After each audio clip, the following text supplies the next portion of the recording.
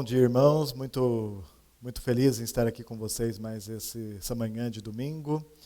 Quero que vocês se acomodem, né? Hoje nós estamos fazendo as aulas online, então você está na sua casa, confortável, e espero que todos estejam se protegendo para quando, né, que agora os cultos já estão voltando ao presencial, nós possamos sempre nos reunirmos, né?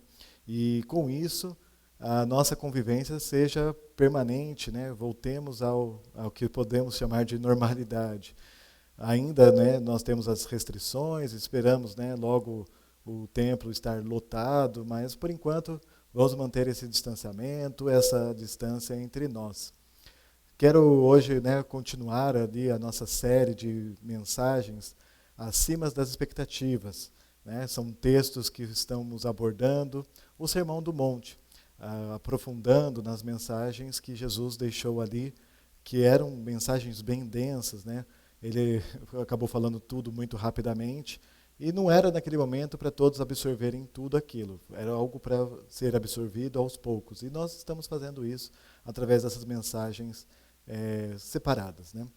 Então vamos começar aí, né, com essa mensagem sobre o Sermão do Monte.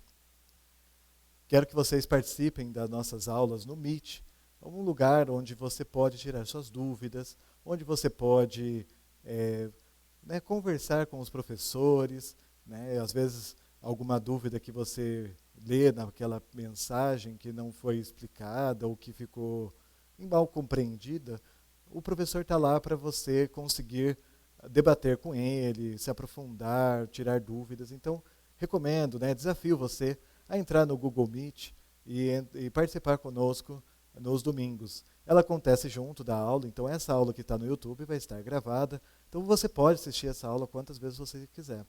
Mas no Meet, ela só acontece uma vez, então eu peço que se você estiver no YouTube, vá para o Meet e lá você tire essas dúvidas, participe junto e depois assista no YouTube novamente para, né, aproveitar outros momentos. Algumas vezes a gente ouve a mesma palavra e aprende coisas novas mesmo assim. E isso não é diferente da Bíblia. Então, né, hoje a nossa mensagem é sobre integridade acima das expectativas, né? Então, qual que é o objetivo dessa aula? Destacar a importância de não julgar. Não ficar apontando os erros do próximo, pois assim como julgamos, seremos julgados. Antes devemos estar atentos, né, às nossas próprias falhas para vivermos em integridade e podermos olhar o nosso próximo, sempre buscando Deus, em Deus como ajudá-lo, né? Então vamos lá, qual que é o texto base aí? Mateus 7, de 1 a 6. Eu vou ler esse texto primeira vez, né, inteiro, e depois a gente vai discorrendo sobre cada parte aí. Então, fala o seguinte: não julgue os outros para vocês não serem julgados por Deus, porque Deus julgará vocês do mesmo modo que vocês julgarem os outros, e usará com vocês a mesma medida que vocês usarem para medir os outros. Por que é que você vê o cisco que está no olho do seu irmão e não repara na trave de madeira que está no seu próprio olho? Como é que você pode dizer ao seu irmão: me deixe tirar esse cisco do seu olho, quando você está com uma trave no seu próprio olho? Hipócrita, tire a trave que está no seu olho, e então poderá ver bem para tirar o cisco que está no olho do seu irmão. Não deem para os cachorros o que é sagrado, pois eles se virarão contra vocês e os atacarão. Não jogue as suas pérolas aos porcos, pois eles as pisarão. Bom, é um texto que parece que é meio estranho, né? Ele tem uma parte que fala para não julgar, não fazer o julgamento contra o seu irmão, observar mais você, e ele termina de uma forma meio estranha, né? Não deem as coisas sagradas aos cães, né? Não jogue pérola aos porcos. Mas eu vou explicar por que está aqui já já. Então, por que, primeiramente, nós julgamos as pessoas? Né? Por que a gente cria juízos e valores sobre alguém que a gente às vezes acabou de conhecer, ou uma pessoa que a gente até já viu ou, né, conhece superficialmente, mas não conhece a fundo, e a gente acaba criando julgamentos sobre ela, né? O que nos faz olhar para essa pessoa, né, para essa outra pessoa, e avaliar sem saber. Por que a gente tem esse hábito de criar julgamentos, né? Então, né, como eu disse, aí o texto se dividiu em duas partes, né, o julgamento e a perda de tempo, porque praticamente ele fala, não percam tempo, né? Então, vamos primeiro abordar a parte do julgamento e depois eu finalizo com a perda de tempo, tá? Então, o que é julgar, né? Vamos entender um pouco isso, né? No direito, né, o ato de julgar é um ato de decidir, resolver, pronunciar uma sentença de absolvição ou de condenação. Então, basicamente, um juiz ele vai analisar uma sentença que foi, né, elaborada para aquela pessoa, ele vai julgar aquele caso e vai dar a sentença de absolvição, se a pessoa não tiver cometido o ato, e condenação, se ele julgar que ela cometeu aquele ato. E depois, né, a segunda parte do ato, né, de julgar, né, o conceito de julgar, é formar conceito ou opinião sobre alguém. Então esse aqui é o caso mais comum de todos nós, né? Mas será que Jesus aqui está falando para nós não sermos juízes, né, prestar, né, ser advogado, advogar, prestar o concurso de juízes, se tornar juiz de direito, né, fazer o julgamento das pessoas? Não, Jesus não está falando isso, né? Se você é cristão e juiz, não tem nenhum problema nisso, porque o juiz ele vai julgar baseado em fatos, eventos, baseado naquilo que tem provas, né, sobre uma pessoa. Então, ele não está julgando de forma, como é que eu posso dizer, sem conhecer. Tudo bem que pode ser que assim ocorram falhas e, né, na forma de julgamento. Então, uma pessoa cristã vai buscar de Deus sabedoria para ver casos e que ele consiga julgar com sabedoria e com a mão de Deus para não errar nos julgamentos. Mas aqui não está proibindo você de ser um juiz. O que Jesus vai falar é desse segundo caso, né, o conceito, a opinião de alguém. Então vamos primeiro focar na primeira parte do texto aí, né, Mateus 7, no versículo 1 e no versículo 2. Não julguem os outros para vocês não serem julgados por Deus, porque Deus julgará vocês do mesmo modo que vocês julgarem os outros, e usará com vocês a mesma medida que vocês usarem para medir os outros. Então, né, eita, aqui acho que entrou errado. Perdão.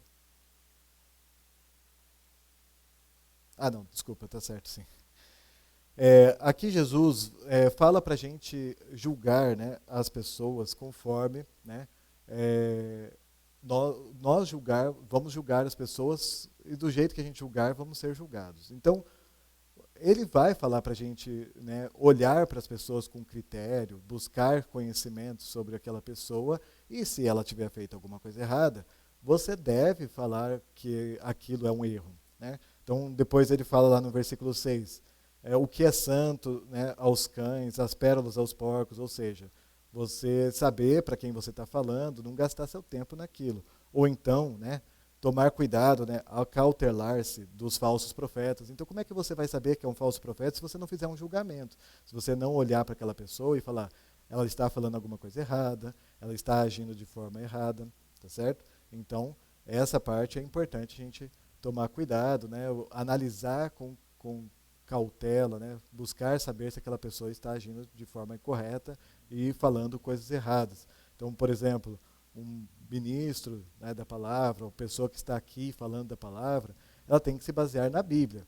Não tem achismo, não tem aquilo que ela crê.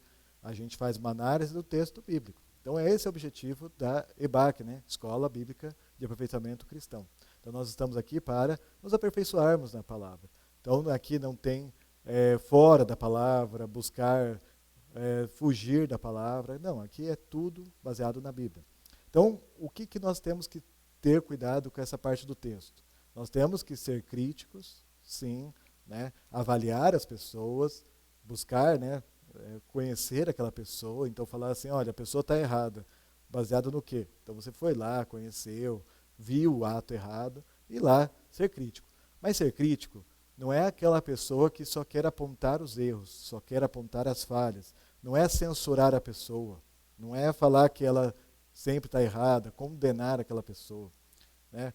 Tem muita gente que gosta de ser o descobridor dos erros dos outros, então ficar só apontando, para depois falar, olha, tá vendo? Eu sabia que ela ia fazer coisa errada, sabia que ela era errada, sabia que ela tem erros. Ser negativo, destrutivo, então, né, só aponta os erros, as falhas das pessoas. Procurar nessas falhas, busca sempre nas pessoas as piores intenções, né? E destruir, né, muitas vezes, os planos das pessoas. Então, muitas vezes a gente julga, fala assim, olha, isso aí vai dar errado, você não tem futuro nisso, essa ideia que você está tendo não vai para frente. Então, nunca fazer isso, né? Sempre avaliar com muito cuidado, dar exemplos. Olha, isso daí já deu errado para aquela pessoa, quer avaliar melhor, vamos estudar melhor esse caso, mas não só destruir. Tá? E é inexorável nos erros. O que é ser uma pessoa inexorável? Que não perdoa, que não muda, que não quer, né, reconhecer que a pessoa falhou e ela pode melhorar. É aquela pessoa implacável. Né? Então, só vai buscar os erros e condenar. Não vai esperar que a pessoa se arrependa, né, peça perdão, mude, se for um erro dela, ou se, né, não vai achar que aquilo vai dar certo nunca. Continuando aí, né, Mateus 7, aí do versículo 3 ao 5, fala o seguinte, né, por que você só vê o cisco que está no olho do seu irmão e não repara na trave de madeira que está no seu próprio olho? Alguns textos vão falar que, em vez de trave, né, vai falar a farpa, o pedaço de madeira maior, né, o cisco como que o pessoal chama, né, de fagulha, né, um pedacinho menor, enquanto o outro já é uma parte maior, um pedaço de madeira maior. Né? Como é que você pode dizer ao seu irmão, me deixe tirar esse cisco do seu olho, quando você tem uma trave no seu olho? E no 5, né, ele vai ser bem enfático, né? Hipócrita, ou seja, hipócrita é aquele que, né, fala uma coisa, mas faz outra, praticamente isso. Né?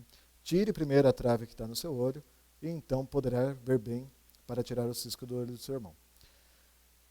Entenda uma coisa, não está aqui dizendo que você não pode olhar que o seu irmão tem um erro, porque aqui fala que o seu irmão tem uma trave, ou seja, ele está com algum erro, algum pecado, alguma coisa que está incorreto, que deve melhorar. Mas ele fala o seguinte, né, o que as pessoas geralmente agem? Para eles tudo, para nós nada. Ou seja, quando a pessoa pega o outro em pecado, fazendo alguma coisa errada, tem que falar, pecou, tem que pagar, errou, tem que ser punido. Então a gente vive num contexto social, né, até a gente mesmo, né, quando a gente vê alguém errado, a gente, né, fica naquela ira, naquela ânsia, né, de justiça, a pessoa tem que pagar pelo erro, o pecado dela é inadmissível. Mas quando nós lembramos que a gente também peca, ou cometemos algum pecado, aí a gente fala que amenize isso. Não, imagina, poxa, eu errei uma vez, eu fiz aquilo. Então, assim, tem que tomar muito cuidado de a gente não ser para o outro um julgamento muito forte, muito pesado, e para nós, né, vamos pensar com calma. Então, a gente tem que mudar essa forma de julgar, a forma de buscar que o outro se melhore, né, que aqui a ideia é que o outro também melhore, mas sem se esquecer que nós também precisamos melhorar. Então a pessoa, né, geralmente quer para o outro o que ela não quer para ela, né? Ou seja, a punição. Ela quer que o outro seja punido, mas não ela. Aí eu coloquei até o João 8, de 3 a 11, que é o caso da mulher adúltera, que, né, a população chegou com a mulher, olha, essa mulher é adúltera, a nossa palavra fala que nós temos que apedrejá-la, e aí leva para Jesus. Jesus senta calmamente, começa a escrever na areia, né, e basicamente ele fala em outros textos, né, se alguém aqui não cometeu pecado, atire a primeira pedra. E o que o pessoal faz? Alguém atira uma pedra? Imagina, primeiro os mais velhos, depois os mais novos vão embora, e só fica Jesus e a mulher. Aliás, Jesus era o único que poderia realmente atirar uma pedra nela, e ele vira para ela e fala, cadê os acusadores de você? Aí ela fala, todos foram embora. Então aí Jesus termina, e nem eu vou condená-la. Vá e não peques mais. A questão é não que a gente queira, né, mas buscar não pecar mais. Importante também a gente, né, lembrar que pecadores nós somos. O que é pecador? Né? Pecador é aquele que comete o pecado. O que nós não podemos ser é viver nesse pecado. Ou seja, abraçar o pecado, ficar nesse pecado para sempre, falar, eu não vou mudar mesmo, eu não tenho como mudar. Então aí eu trago aqui mais dois textos, uma de 1 João 1:8 que fala, dissermos que não temos pecado, estamos nos enganando. Não há verdade em nós. Então a gente não pode falar assim, eu não peco mais, eu me converti, eu busquei a Jesus, eu não peco mais. Esse seria o ideal. Mas infelizmente a gente acaba cometendo um pecado, não por querer, mas muitas vezes sem querer, né? Mas isso faz com que a gente reconheça o nosso pecado, busquemos mudar esse panorama e não pecar mais, buscar não pecar mais novamente. Em Romanos 3:23 fala, todos pecaram e estão afastados da presença gloriosa de Deus. E depois ele fala, mas Jesus veio para perdoar esses pecados e mudar essa situação. Mas é importante a gente lembrar que pecar, estar na nossa situação desde a época que Adão e Eva começaram o erro. Mas aí, continuar nesse pecado, aí é uma questão que você tem que mudar. E em Romanos 7, Paulo vai falar em 2 versículos aqui muito importantes sobre isso. Aqui no versículo 20 fala, mas se eu faço o que eu não quero, já não sou eu que faço isso, mas o pecado que vive em mim é que faz. E no 25b fala, portanto, esta é a minha situação. No meu pensamento, eu sirvo a lei de Deus, mas na prática, eu sirvo a lei do pecado. Então, assim, aqui Paulo não fala quando ele não conheceu a Jesus, ele fala na situação que ele já tinha conhecido a Jesus, já tinha mudado para o caminho da verdade, mas ele ainda reconhece que ele peca, que ele precisa mudar. Então, é uma questão nossa, como cristãos, mudar essa situação e de não continuar pecando. E reconhecer que pecamos, erramos e que vamos mudar. Então, o que Jesus quer ensinar aqui para nós? São alguns fundamentos. Primeiro, fazer a nossa autoavaliação.